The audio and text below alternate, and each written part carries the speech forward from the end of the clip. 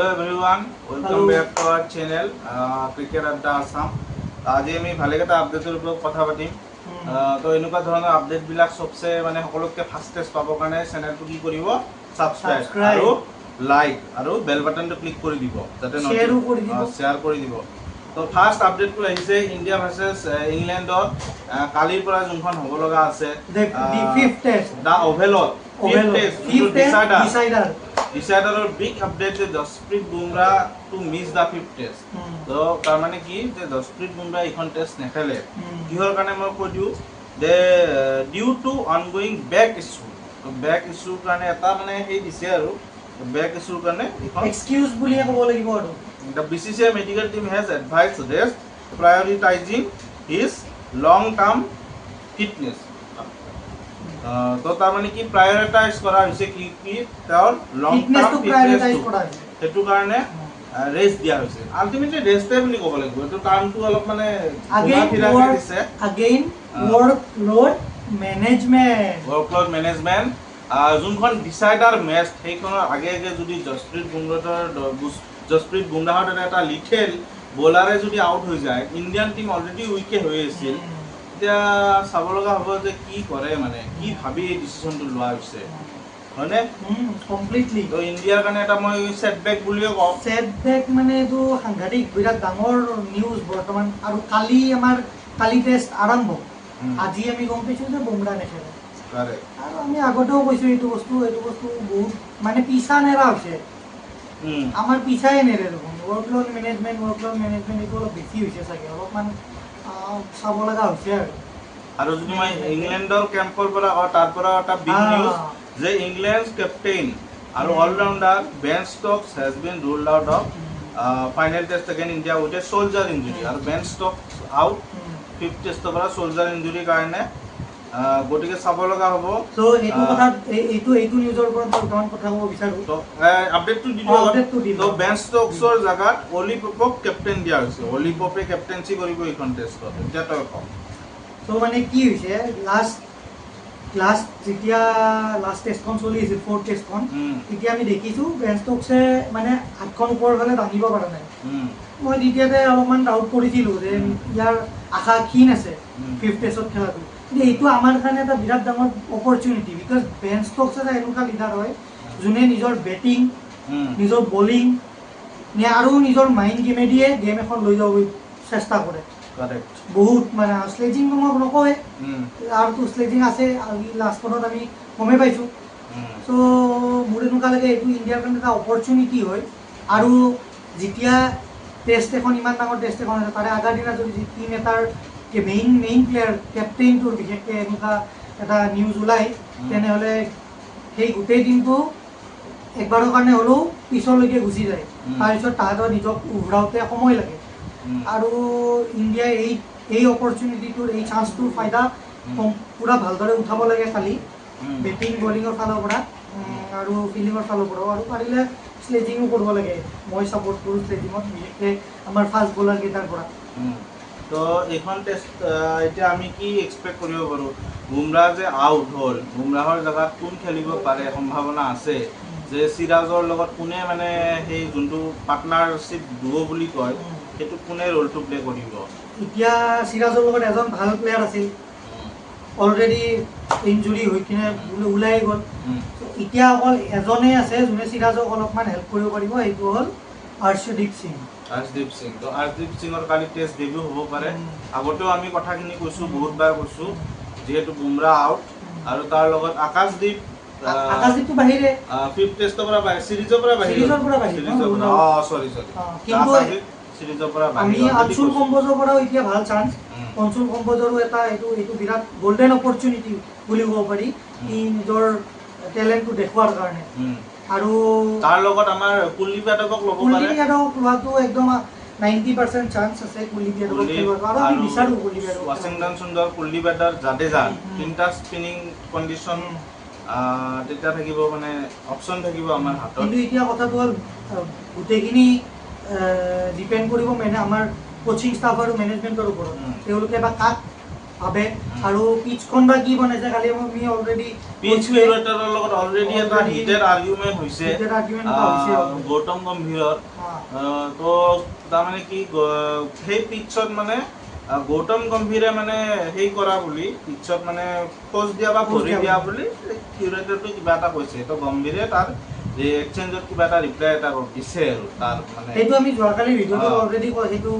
কথা পাতিছোঁ আপোনালোকে গৈ কিনে সেই ডিটেইলত চাব পাৰে সেই ভিডিঅ'টো আৰু চাব পাৰে আছাদুদ্দিন ওৱেইছিয়ে এছিয়া কাপৰ ইণ্ডিয়া ভাৰ্চেছ পাকিস্তান মেটছৰ ওপৰত কি কৈছে হোৱাক লৈ তাৰে ওপৰত এটা ভিডিঅ' বনাইছোঁ আজি বা কালিও আমি টকশ্বত এইখিনি কথা পাতিছোঁ আপোনালোকে গৈ চাব পাৰে এইটো ভিডিঅ' গোটেইখিনি আপুনি ডিটেইলত পাবৰ কাৰণে এই ভিডিঅ'টো নিশ্চয় চাওক এতিয়া গৈ কিনে এই ভিডিঅ'টো চোৱা হোৱাৰ পিছত সেই ভিডিঅ'টো চাব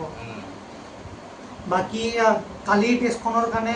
আমাৰ ইণ্ডিয়াক অল দ্য বেষ্ট তেওঁলোকে ভালদৰে খেলক কালি এইখন টেষ্ট জিকাটো আমাৰ কাৰণে খুবেই প্ৰয়োজনীয় বিকজ এইটো WTCৰ আমি অলৰেডি আগতেও কৈছোঁ WTCৰ এইটো চাইকেল ষ্টাৰ্ট হৈছে মাত্ৰ ইণ্ডিয়াৰ কাৰণে ফাৰ্ষ্ট চিৰিজ আৰু সেইকাৰণে এই পইণ্টছখিনিয়ে খুব বেছি আমাক মানে এটা ভাল বুষ্ট এটা দিয়াৰ কাৰণে কামত আহিব এই পইণ্টছখিনি মিছ কৰিব নালাগে এইখন চিৰিজ জিকাটো খুবেই প্ৰয়োজন বিকজ এই 2-1 পইণ্টছৰ কাৰণে লাষ্টৰ ফালে আমি যোৱাবাৰো দেখিছোঁ আমি ইণ্ডিয়াত WTCৰ আমি চান্সে নাপালোঁ খেলিবৰ কাৰণে অকণমান পইণ্টছৰ কাৰণে যোৱাবাৰ বাৰু অৱশ্যে আমাৰ অলপমান খেলাও বেয়া হৈছে পিছৰ লাষ্টৰ ফালে এইটো আমি মানিছোঁ এইবাৰ এইটো হ'ব নালাগে প্ৰথমৰ পৰাই জিকি যাওঁ তাৰ লগত কেইটামান এনে বেলেগ ক্ৰিকেটিং ৱৰ্ল্ডৰ আপডেট দি দিওঁ একেলগে কালিৰ পৰা আছে Pakistan tour of West Indies T20 এখন শৃংখলা আছে চিৰিজ আছে 3খন T20 মেটছৰ তো ৱেষ্ট ইণ্ডিজত আছে এইটো চিৰিজ ৱেষ্ট ইণ্ডিজতো অলৰেডি 5-0 খালে ভিডিঅ' বনাইছোঁ তো কালি এতিয়া পাকিস্তানৰ লগত T20 চিৰিজ আছে ৱেষ্ট ইণ্ডিজৰ পাকিস্তানেও কিন্তু হাৰিছে বাংলাদেশৰ লগত T20 চিৰিজ গতিকে দুটা টিম মানে লুজিং এণ্ডতে আছে তো দুটা টিমৰ মাজত এই চিৰিজটো চাবলগীয়া হ'ব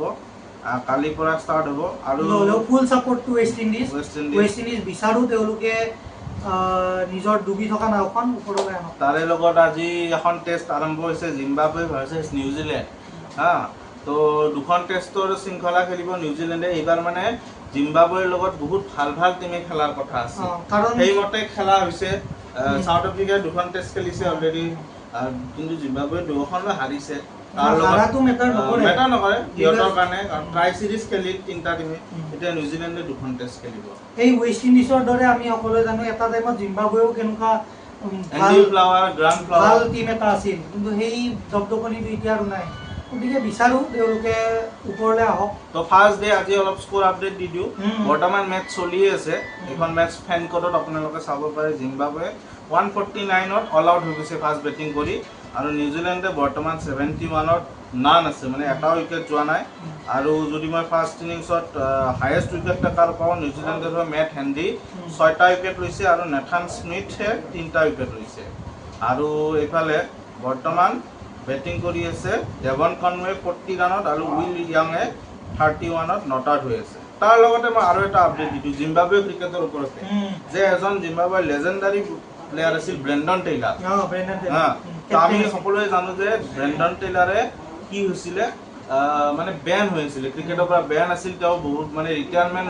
লৈছিল চাগে তাৰে ফলত আৰু বহুত ভাল খেলিছিল 2015 ৱৰ্ল্ড কাপত মনত কৰে ব্ৰেণ্ডন টেইলাৰে 100ও মাৰিছে 2-3টা মান মই বস্তুটো মোৰ মনত আছে নে নাই মই কৈছোঁহে কিন্তু মোৰ হিচাপত এটা হ'লেও 100 মাৰিছে আৰু ইণ্ডিয়াৰ লগতো 100 মাৰিছে তো ব্ৰেণ্ডন টেইলাৰে যোনটো ছাছপেনশ্যন আছিল নিজৰ বেন এইটো ক্লিয়াৰ হ'ল এতিয়া বৰ্তমান গতিকে এই যে ছেকেণ্ড টেষ্টখন হ'ব নিউজিলেণ্ডৰ লগত ব্ৰেণ্ডন টেইলাৰক লোৱা হৈছে Brendon Taylor has been added to the Zimbabwe squad তো ব্ৰেণ্ডন টেইলাৰে এইখন টেষ্টত মানে খেলিব এতিয়া 39 ইয়াৰ্ছ অল্ড ব্ৰেণ্ডন টেইলাৰে আকৌ মানে ক্ৰিকেটিং মানে হেৰিত ভৰি দিব যদি মই কওঁ তো এইটো এটা গুড নিউজ মানে জিম্বাবৱে ক্ৰিকেটৰ কাৰণেতো বহুত বেছি ভাল নিউজ এইটো পিছলৈকেও কামত আহিব তো এইখিনি আপডেট আৰু আজি আৰু এটা আপডেট এটা দি দিয়া যাওক আমাৰ চেম্পিয়নছ বৰ্তমানৰ যোন চেম্পিয়নছবিলাকৰ যোন চলি আছে সেইটোৰ ওপৰত আমাৰ ইণ্ডিয়াই WCLৰ ওপৰত আমাৰ ইণ্ডিয়া অলৰেডি ছেমি ফাইনেল পাইছে কিন্তু তাতে এটা ডাঙৰ কেটছ এটা আহি গ'ল ইণ্ডিয়া ভাৰ্চেছ পাকিস্তান ছেমিফাইনেল পৰি গৈছে চ' এতিয়া যদি বয়কটৰ যদি আমি যদি যিহেতু আগতে গ্ৰুপৰ খেলা এই WCL-ত পাকিস্তানৰ লগত বয়কট হৈছে আমাৰ লিজেণ্ডবিলাকে খেলা নাই তাৰ মানে ছেমিফাইনেলখনো খেলা তাৰ কঠিন আছে যদি ছেমিফাইনেলখন খেলা নহয় তেতিয়া সেইটো কি হ'ব ৰিজাল্টটো কি হ'ব আৰু যদি WCL-ত ইণ্ডিয়া পাকিস্তান বয়কট কৰিব পাৰি ইভেন ছেমিফাইনেলো বয়কট কৰিব পাৰি তেনেহ'লে এছিয়া কাপত ইণ্ডিয়া পাকিস্তান মেইন টিম হোৱাৰ কি প্ৰয়োজন কাৰেক্ট তো এইখন মেটচ ইণ্ডিয়াই বয়কট কৰিছে যোনখন WCL-ৰ মেটচ নেখেলোঁ বুলি কৈছে তো কিন্তু অলৰেডি তো ইণ্ডিয়া এছিয়া কাপত খেলিব সেইটোৱে ক'লোঁ যে যদি WCL-ৰ মেটচ যদি বয়কট কৰিব পাৰি ছেমিফাইনেল পৰ্যন্ত বয়কট কৰি দিব পাৰি তেনেহ'লে অবভিয়াছলি আমি এছিয়া কাপত খেলাৰ কোনো প্ৰয়োজন নাই পাকিস্তানৰ লগত আমি এতিয়াও ছাপোৰ্ট নকৰোঁ এই কথা তো কাৰেক্ট আৰু এটা আপডেট দি দিওঁ যে আজি অষ্ট্ৰেলিয়ান মানে ক্ৰিকেট টিমত এটা স্কোৱাড এনাউন্সমেণ্ট হৈছে সাউথ আফ্ৰিকা টুৰৰ কাৰণে সাউথ আফ্ৰিকাৰ লগত চিৰিজ খেলিব এইটো চিৰিজ 10 আগষ্টৰ পৰা আৰম্ভ হ'ব তো তাৰে কাৰণে সেই তোৰ ট্ৰেভিছ হেড ৰিটাৰ্ণ আৰু হেজেলউড ৰিটাৰ্ণ কিন্তু মানে তোৰ কামিন্স আৰু ষ্টাৰ্কক মানে ৰেষ্ট দিয়া হৈছে যিহেতু ৱেষ্ট ইণ্ডিজৰ লগত খেলিল গোটেই আৰু যিহেতু আগত মানে বিজি স্কেডিউল আছে সেইটো মানে সিহঁতক ৰেষ্ট দিয়া গৈছে তো এইখিনি আছিল আজিৰ কাৰণে এইখিনিয়ে আৰু ক্ৰিকেটিং ৱৰ্ল্ডত তো মানে গোটেই আপোনালোকক দি দিলোঁ ডাঙৰ আপডেটখিনি আমি দিবলৈ চেষ্টাই কৰিছোঁ গোটেইখিনি কভাৰ হৈ গৈছে কেনেকুৱা পালে আপোনালোকে জনাব ভিডিঅ'টো চাই ভাল পালে লাইক শ্বেয়াৰ ছাবস্ক্ৰাইব কৰিব কমেণ্ট কৰিব কেনেকুৱা পালে আৰু WCL-ত ইণ্ডিয়া পাকিস্তান খেলিব লাগিছিলে নে বা এছিয়া কাপত খেলিব লাগেনে নাই তো সেইটো মতামত জনাব কেনেকুৱা আপোনালোকে কি ভাবে এইখিনিয়ে আৰু bye bye thank you Audio Jungle.